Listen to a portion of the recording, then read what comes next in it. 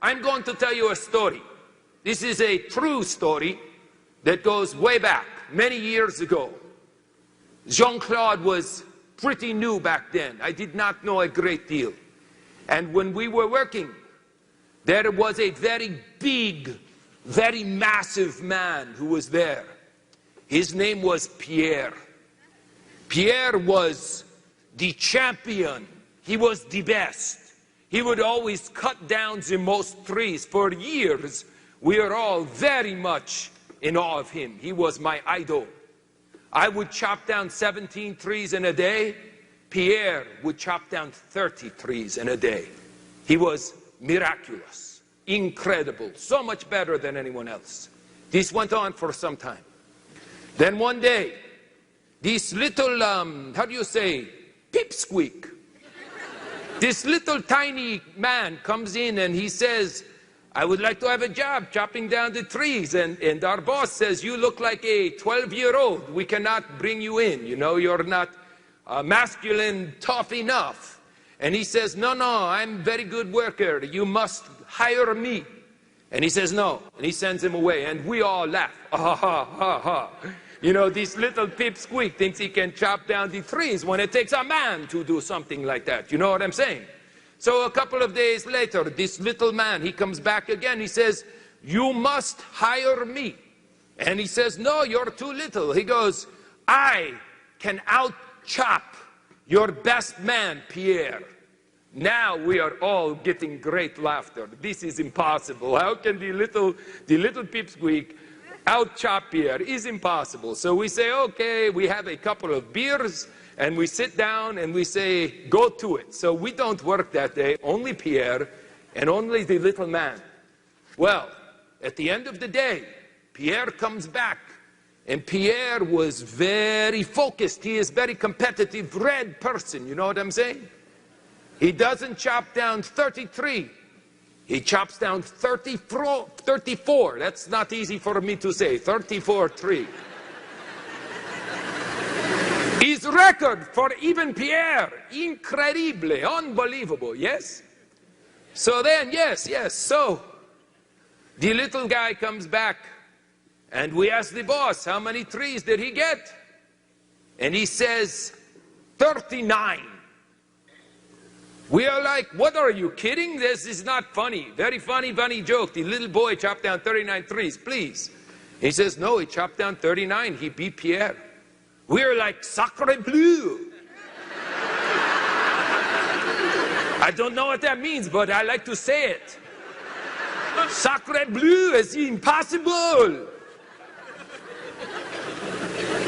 So, the next day, of course, they hire him. Yes, you know, he out-chopped our best man. And the next day, we come to work again. This time, Pierre is very buffed up and he is ready to go. He goes out and chops down 43. Greatest deal ever. And the little pipsqueak, 42.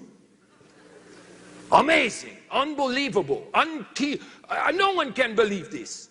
So the next day, Pierre decides he's going to, how do you say, cheat. So instead of getting there at the normal time, Pierre comes in an hour early and starts chopping. And at the end of the day, with maximum effort, he gets 44 trees. The little pipsqueak comes in an hour late, leaves an hour early, and gets 49 trees. Pierre is drinking himself into a coma now.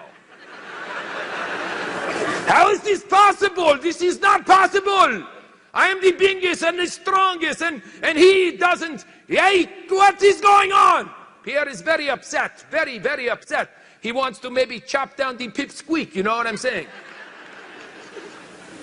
So the next day, he comes in 2 hours early, stays 2 hours late, chops down 51 trees, Pierre. When it's over, they have to put him in a bed with IV units, but he is going to win. The little pipsqueak comes in late again, chops down 54. He's unbelievable. Finally, Pierre grabs us and says, he must be cheating.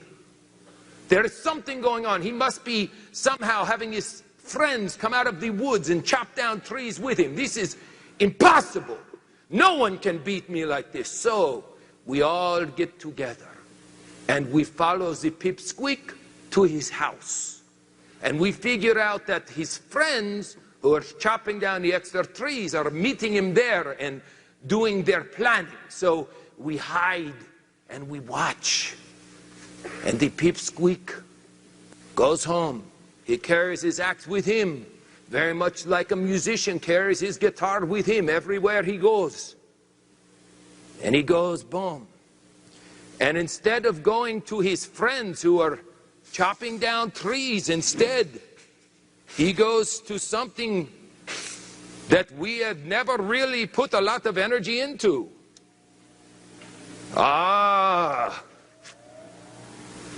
And the little pipsqueak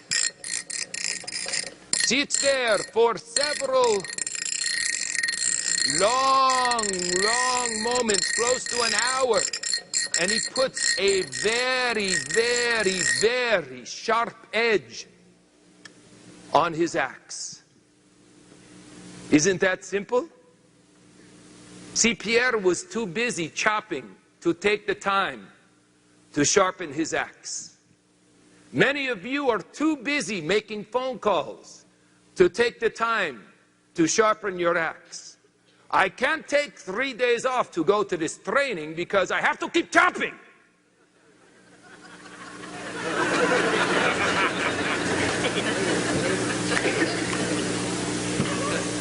Abraham Lincoln, he was big deal here, yes? He has very famous quote. Many of you misquote it, so I'll get it straight for you. Abraham Lincoln says, if you give me 6 hours to chop down the tree, I spend 4 hours sharpening the axe. 6 hours to chop, I spend 4 hours doing the sharpening. Most of you spend 6 hours doing the chopping. No. You must sharpen your axe. Now, we are putting together these programs on a regular basis for you. We have the trainings, the regionals, we have the national events.